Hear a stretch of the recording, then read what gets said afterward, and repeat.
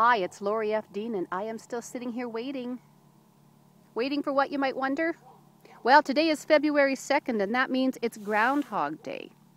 And in case you aren't familiar with that tradition, well, in certain parts of the States and Canada, people gather, have huge celebrations to honor the predictions of, well, basically a rodent.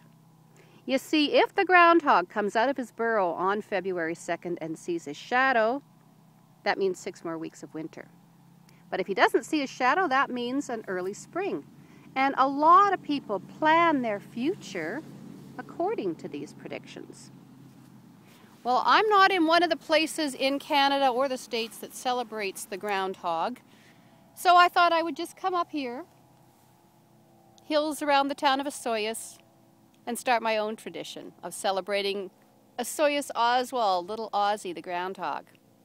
I'm waiting for him to come by. I've been here a while. I've gone through a whole bottle of water, and I've had a lot of time to sit here and think. And I started to wonder, is it just me, or do you let rodents predict your future?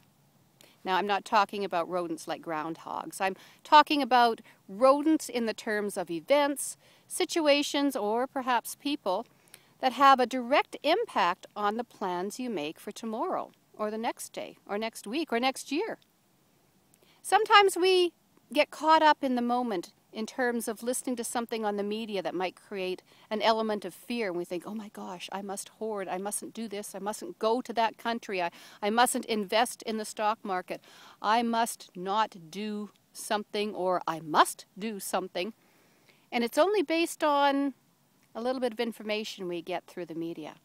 And other times, people tell us what to do. They predict some doom and gloom based on information they heard third, fourth, or fifth hand, and we take it to heart and we plan our future accordingly.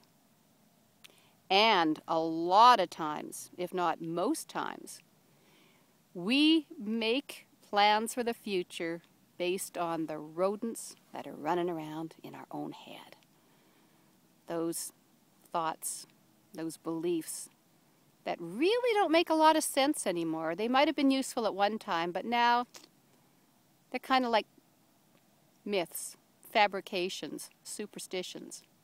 But for whatever reason, we tend to listen to them sometimes, and so we plan for our future accordingly. Is it just me, or do you let rodents plan your future? And if so, what are those rodents? Is it information gained from the media? Is it the voices in your head, the thoughts, the beliefs? Is lack of information preventing you from doing something? Is fear keeping you from going to a different country? Identify the rodents and let me know if those predictions are stopping you or propelling you forward to do something that you otherwise wouldn't do. Comments below, please, and hit the subscribe button above. And I'm going to sit here and let this particular groundhog tell me if we're going to have an early spring or 6 more weeks of winter. Okay, back to business. Lori F. Dean here, and we'll see you tomorrow.